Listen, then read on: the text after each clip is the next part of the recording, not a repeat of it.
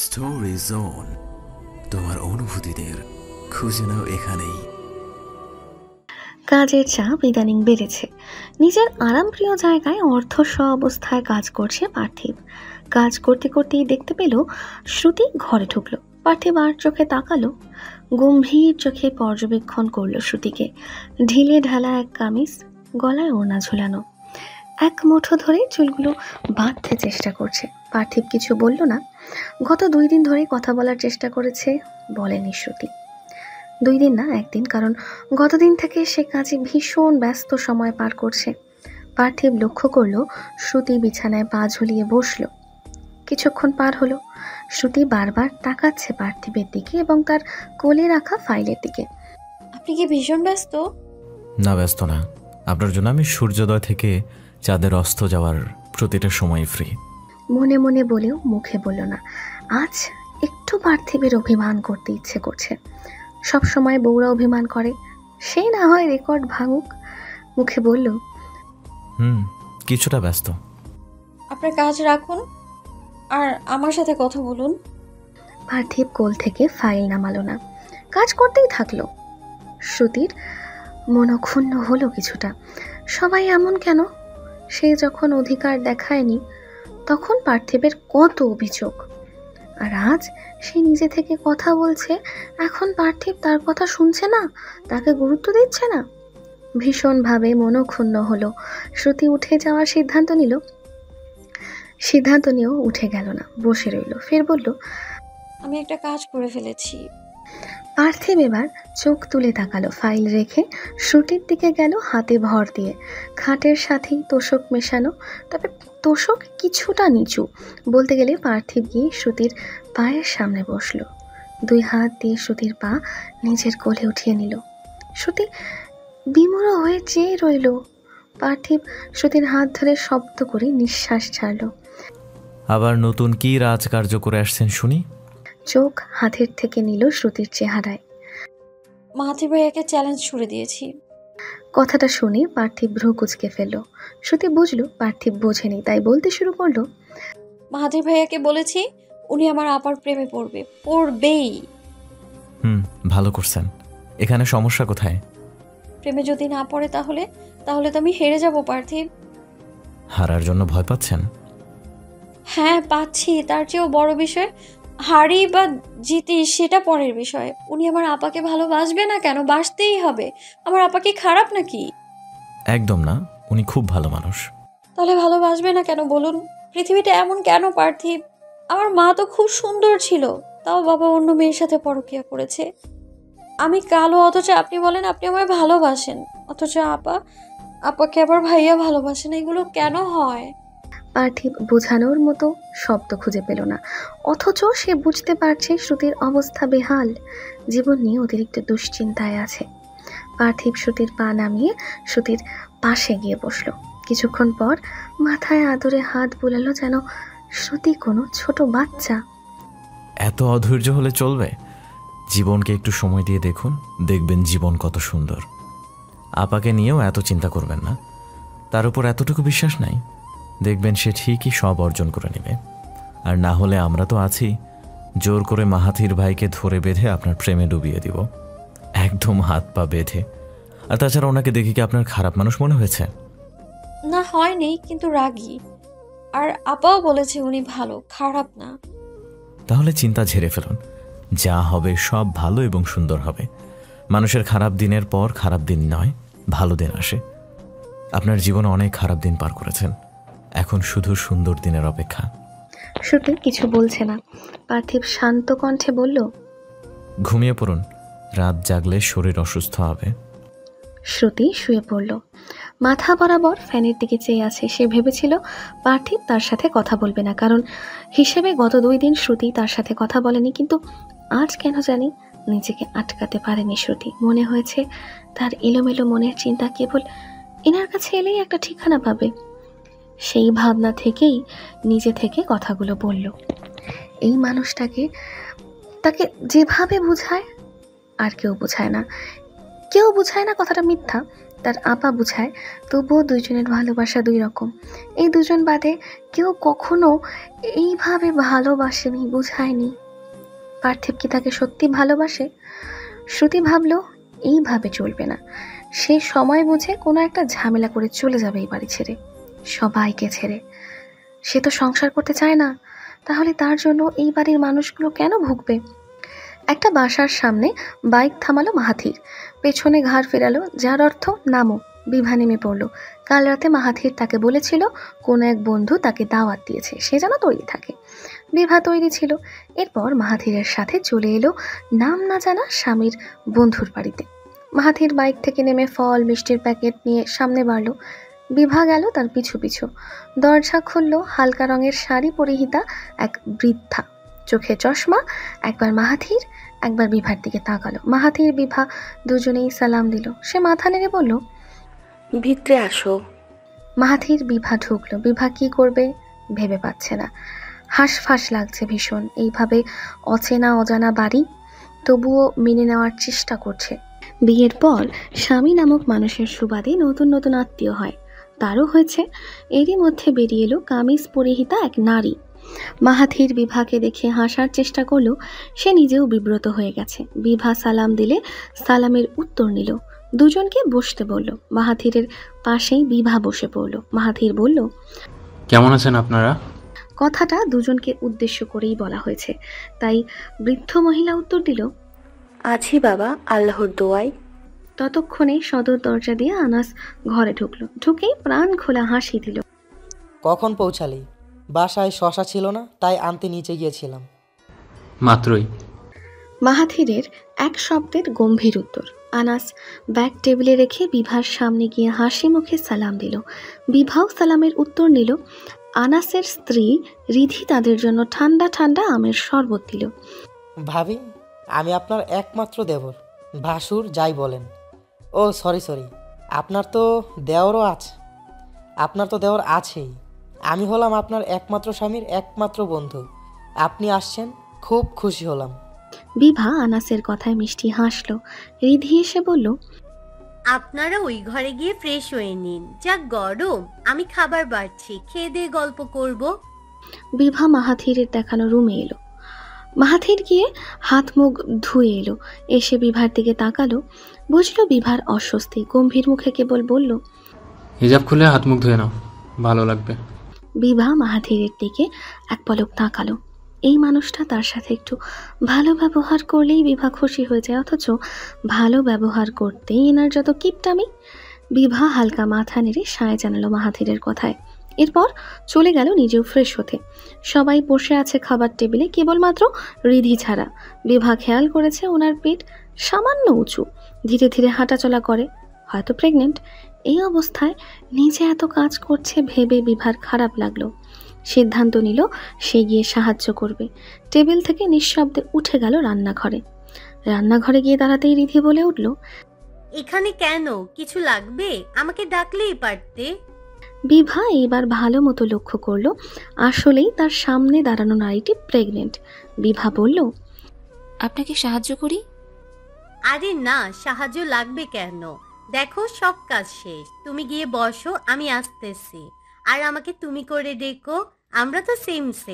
তুমি যাও, টেবিলে যাও, গরমে থেকো না। বিভা গেল না, দাঁড়িয়েই রইল। দুজনের মধ্যে চলল টুকটাক কথাবার্তা। খুব অল্প সময়েই দুজনে বেশ খাতির হয়ে গেল। খাওয়া দাওয়ার পর্ব চলছে। রিধির শাশুড়ি আগেই খেয়ে উঠে পড়েছে। মাহাথির বিভার দিকে তাকালো, ভাবলো এই মেয়েটা যেহেতু তার সাথে এসেছে, সেই হিসেবে মেয়েটার সমস্যার দিকে লক্ষ্য রাখা তার দায়িত্ব, যতই অপছন্দ করুক না কেন। কিছু লাগলে বা সমস্যা হলে বলবা। বিভা এক পলক তাকিয়ে খাওয়ায় মনোযোগ দিল। রিধি খাওয়ার মাঝে বলে উঠল, আপনাদের দুজনকে কিন্তু বেশ মানিয়েছে ভাইয়া। দুজনের চেহারাটাই মায়া মায়া, খুব সুন্দর লাগছে আপনাদের পাশাপাশি। কথাটা বিভা কি বলবে বুঝতে পারল না। আবার অস্বস্তিকর মুহূর্ত। প্রশংসা শুনতে তার খুব লজ্জা লাগে, তবে মনে মনে অনেক খুশি হলো সে। মাহাথিরের মাঝে তেমন ভাবাবেগ দেখা গেল না, শুধু ভদ্রতাসূচক হাসল। আনাস হেসে বলল, আমার বন্ধু যেমন সুন্দর, বন্ধুর বউ সুন্দর, সুন্দরে সুন্দর চেনে। স্বামীর কথায় রিধি দাঁত বের করে হেসে ফেলল। তার স্বামী আসলেই শয়তান। খাওয়া দাওয়ার পরে চারজন মিলে গল্প করতে লাগলো। গল্প বলতে সব কথা আনাস রিধিই বলল। বিভা মাহাথির কেবল নীরব শ্রোতা। তবে বিভাও অংশ নিয়েছে। নীরব ছিল শুধু মাহাথির। দেখতে দেখতেও সন্ধ্যা হয়ে এলো। আকাশ মেঘলা, হয়তো ঝড় হবে।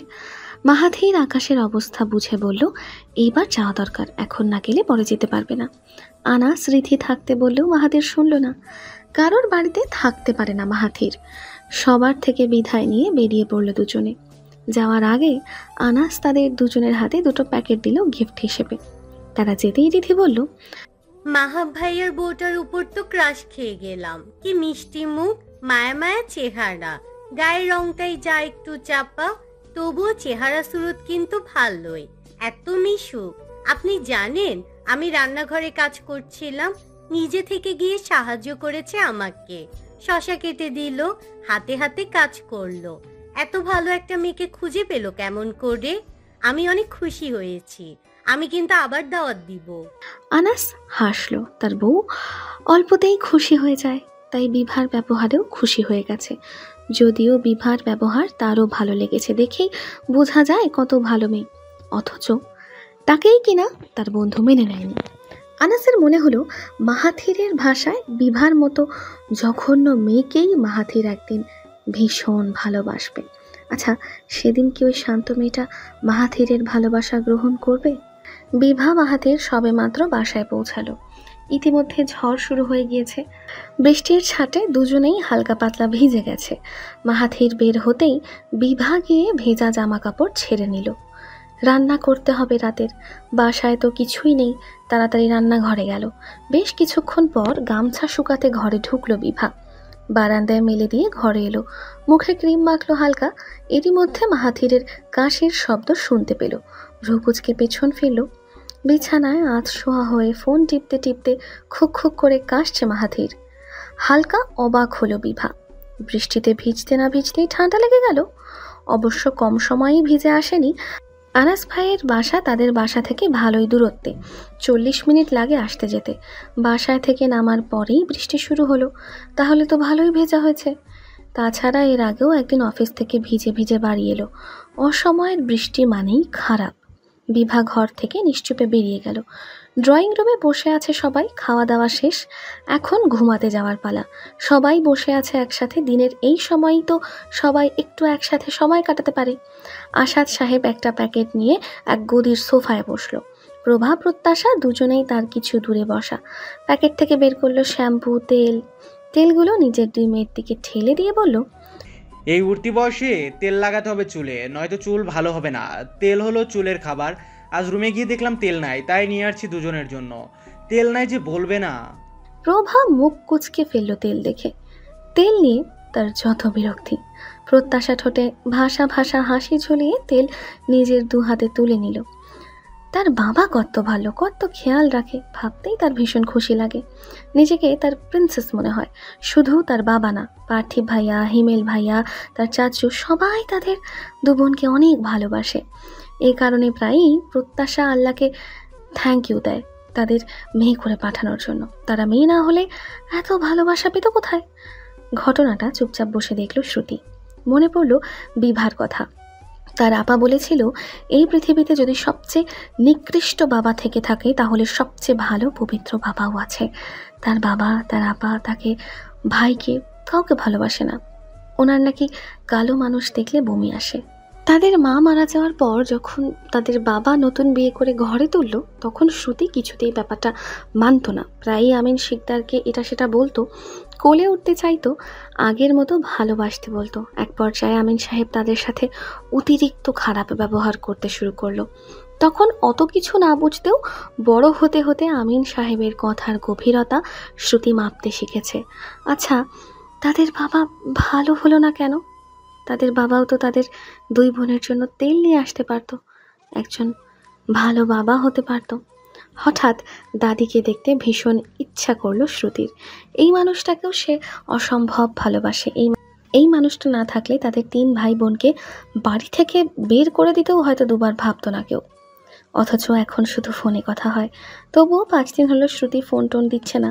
শ্রুতি ভাবলো ফোন দেবে, কিন্তু মুখ দেখবে কিভাবে? দাদির তো বাটন ফোন, থাক আপাতত কথা বলে নিক। ছোট্ট মুখ করে ধীরে উঠে গেল শ্রুতি। বিভা ঘরে ঢুকলো, দেখলো মাহাথির অন্যদিকে ঘুরে শুয়ে আছে। শরীর হালকা নড়ায়, বুঝলো এখনও কাশি হচ্ছে। অবশ্য খাওয়ার সময়ও কাশছিল। বিভা বিছানায় উঠে বলল, এদিকে ফিরুন। মাহাথির একবার পিছন ফিরে বিভার দিকে আর বিভার হাতে থাকা জিনিসের দিকে তাকালো। এরপর আবার আগের মতো হয়ে গেল। বিভা মাহাথিরের বাহুতে হাত রাখলো। এদিকে ফিরুন, ঠান্ডা লেগেছে। সে কখন থেকে কাশছেন, এটা লাগালে আর কাশি হবে না। কি সমস্যা? ঘুমাতে দাও, বিরক্ত করো না। বিভা নিজের হাতে থাকা চামচের দিকে তাকালো। স্টিলের চামচে সর্ষের তেল সাথে রসুন গরম করে এনেছে। আগে তাদের মা এরকম করতো। এরপর বুকে পায়ে নাকে লাগিয়ে দিত, ঠান্ডা কমে যেত। অথচ মানুষটা কিনা লাগাতেই চাইছে না। মাহাথির ফিরুন, এটা লাগিয়ে দে, এরপর ঘুমান। মাহাথির ফিরল না। বিভা আবার ডাকতেই মাহাথির আকাশ সমান বিরক্তি নিয়ে বলল, তুমি কি চাচ্ছ আমি এখন এখান থেকে উঠে যাই? না চাইলে এখান থেকে সরে যাও। হ্যালো ডিয়ার লিসেনার্স, আপনারা শুনছেন স্টোরিজ অন প্রেজেন্স ধারাবাহিক পর্ব গল্প। আমাদের সামগ্রিক প্রচেষ্টাকে উৎসাহিত করতে লাইক এন্ড কমেন্ট করতে ভুলবেন না। Thank you. বিভা ভ্রু কুচকে তাকিয়ে রইল। ঠান্ডায় কাশছে, আবার ভাবও দেখাচ্ছে। সে কি নিজের জন্য বলেছে নাকি? কিছু সময় পার হলো। বিভা 2 হাতে মাহাথিরের বাহু ধরে নিচের দিকে ফেরালো। নিজের হাতেই অস্বস্তি লজ্জা ঠেলে দিয়ে গেঞ্জি উঁচিয়ে উপরে জমা করলো। মাহাথির ঘটনার আকস্মিকতায় হতবম্ব হয়ে চেয়ে রইল কেবল। বিভা চামচ থেকে তেল নিয়ে বুকে ডলতে লাগলো, সাথে তার শান্ত স্বর। এত জেদ ভালো নয় মাহাথির, পাগলের নিজের ভালো বোঝে, অথচ আপনি বোঝেন না। আমি কি ধরে নিব আপনি পাগলের থেকেও অবুঝ? বলেই মাহাথিরের চেহারার দিকে তাকালো। মাহাথির আগের মতোই গম্ভীরভাবে তাকিয়ে আছে। বিভা হাতে তেল মালিশ করে পায়ের কাছে গেল। পায়ের তালুতে ধীরে ধীরে গরম তেল মালিশ করে দিল। মাহাথির যখন বুঝলো যে বিভার কাজ শেষ, তখন মাহাথির এক লাফে উঠে বসলো। বিদ্রুপের কণ্ঠে বলল, তুমি একজন আদর্শ বউ বিভা, কিন্তু দুর্ভাগ্যবশত তুমি আমার বউ।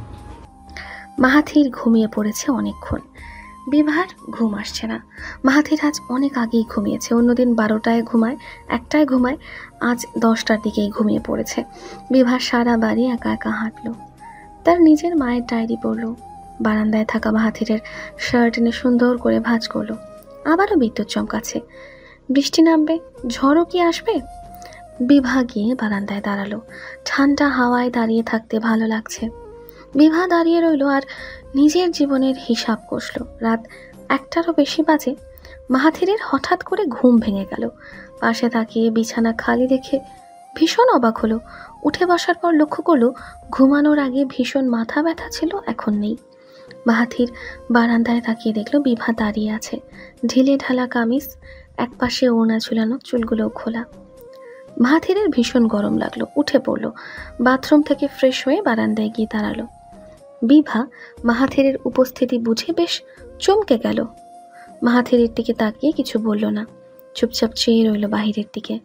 মাহাথিরের গায়ে জামা নেই। ভীষণ লজ্জা করছে বিভার।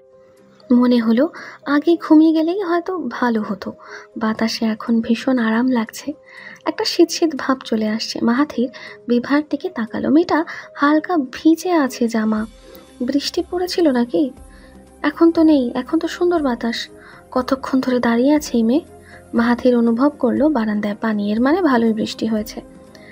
মাহাথির না চাইতেও আবারও বিভার দিকে তাকালো। বিভাকে ভালোভাবে লক্ষ্য করতেই মাহাথিরের আবারও ভীষণ গরম লাগতে শুরু করলো।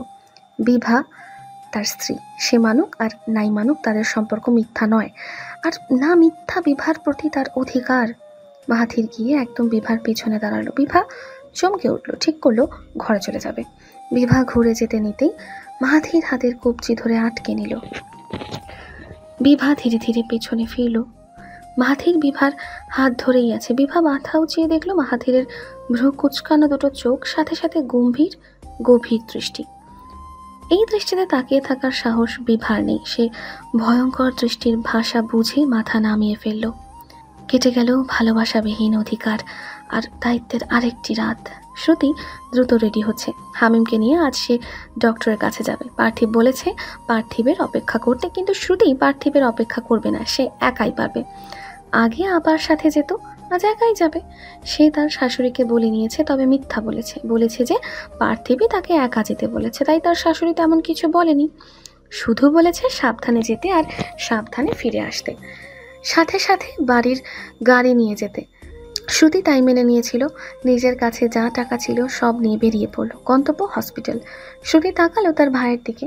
হামিম জানালা দিয়ে বাইরে তাকিয়ে আছে। শ্রুতি হামিমের মাথায় হাত বুলিয়ে দিল। তার ভাই একদিন সুস্থ হবে, হতেই হবে। তার ভাইয়ের হার্টের ছিদ্রের অপারেশন হবে, পায়ের অপারেশন হবে। তার ভাই বাঁচবে, অনেক দিন বাঁচবে, তাদের সাথে আনন্দে বাঁচবে।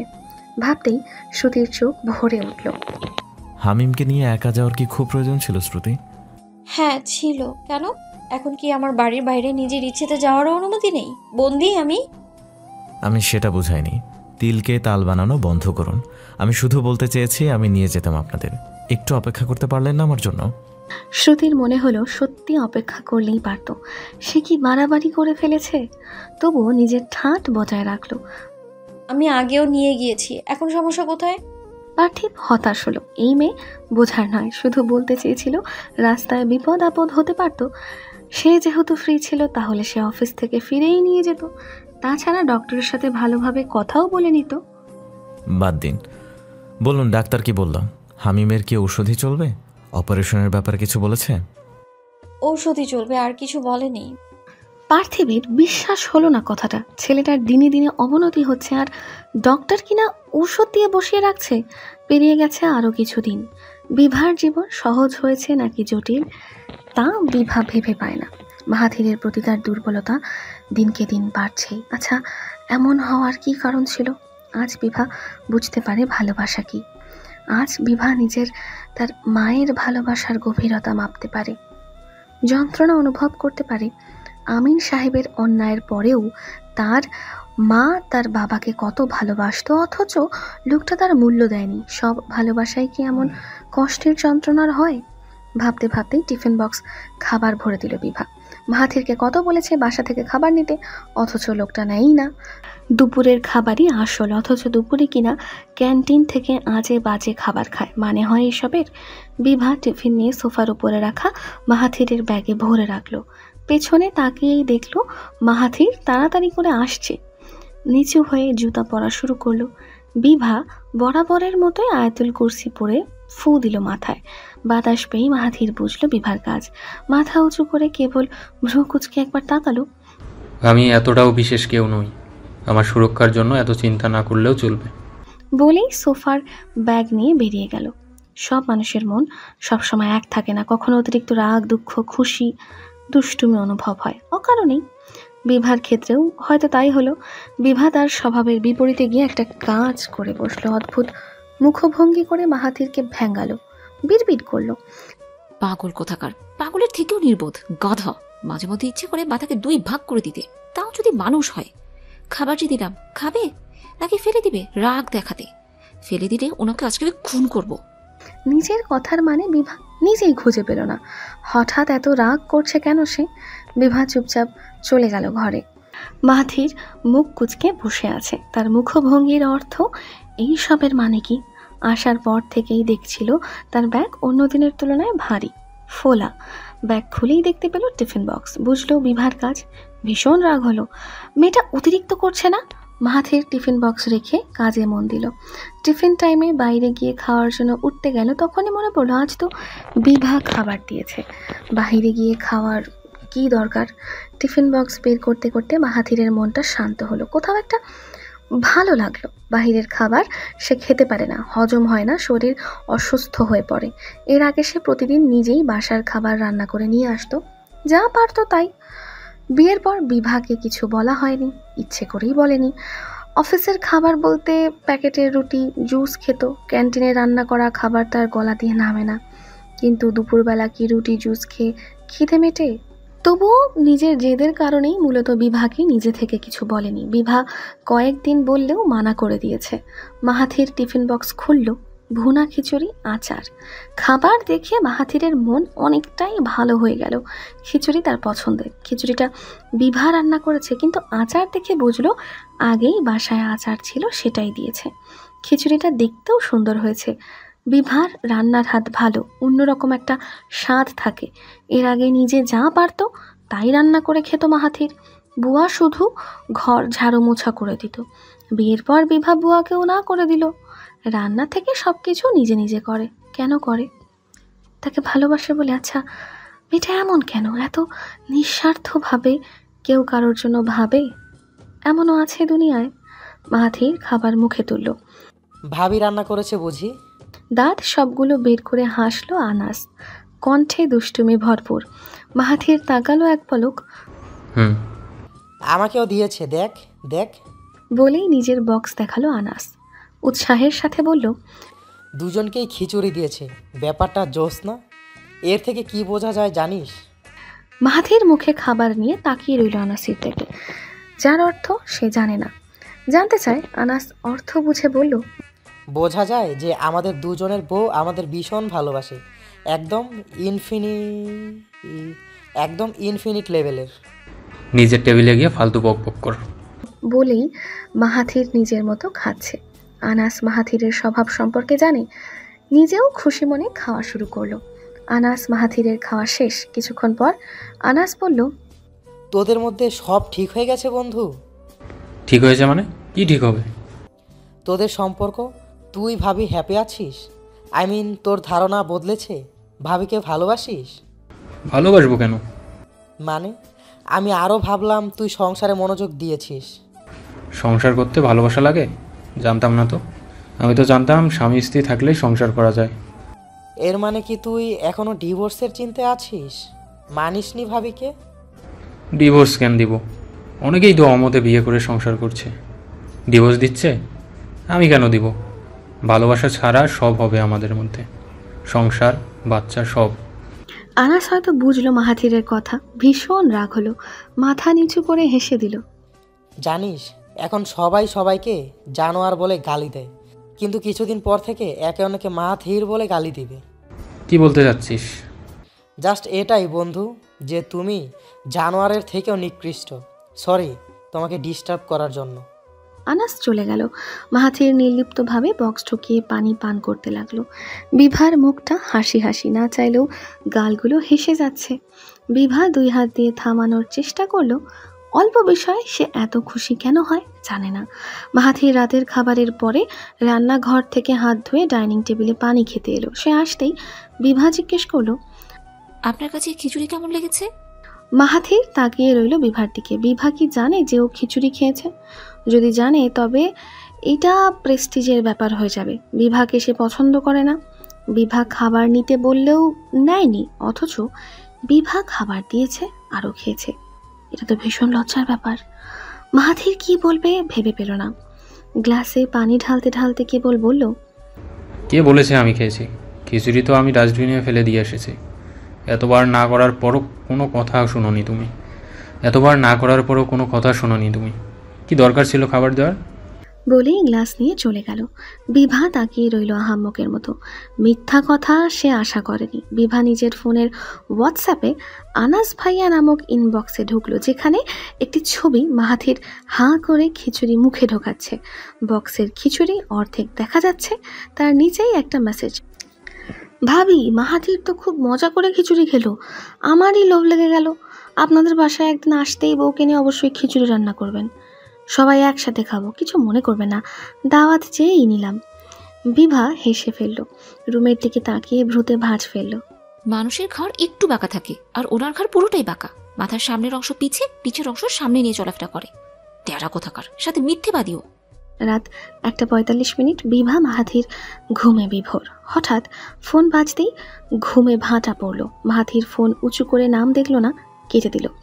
সেকেন্ড পার হতে না হতেই আবার ফোন। মাহাথির বিরক্তি নিয়ে উঠে বসলো। কল রিসিভ করে কানে দিয়ে কোনো রকমে বলল, হ্যালো, কে? ঠিক তখনই শুষ্ক কণ্ঠের কান্নার আওয়াজ ভেসে এলো। মাহাথির ভ্রু কুচকে ফোন নামিয়ে নাম্বার দেখল। ভ্রু থেকে ভাঁজ সরে গেল। ভীষণ অবাক হয়ে ফোন কানে নিয়ে ডাকলো, আব্বা। রাত 2টা বাজে। থম ধরে বসে আছে মাহাথির। তার আব্বার কথাগুলো কানে বাজছে। সে এই মুহূর্তে এমন কথা আশা করেনি। থম ধরে বসে রইল কিছু মুহূর্ত, কিছু সেকেন্ড, কিছু মিনিট। নিজের ঘোর কাটতেই দেখতে পেল 2টা 20 বাজে। এখন তো মানিকগঞ্জের বাস নেই, সে যাবে কিভাবে?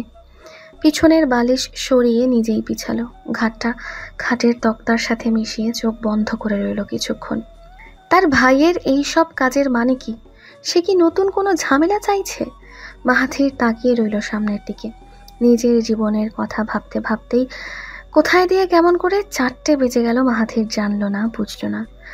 বিছানা থেকে নেমে যাওয়ার সময় মাথায় এলো বিভার কথা। পাশে তাকালো, মেয়েটা বেঘরে ঘুমাচ্ছে। মেয়েটাকে একা রেখে যাবে সে? স্টোরি জোন, তোমার অনুভূতিদের খুঁজে নাও এখানেই।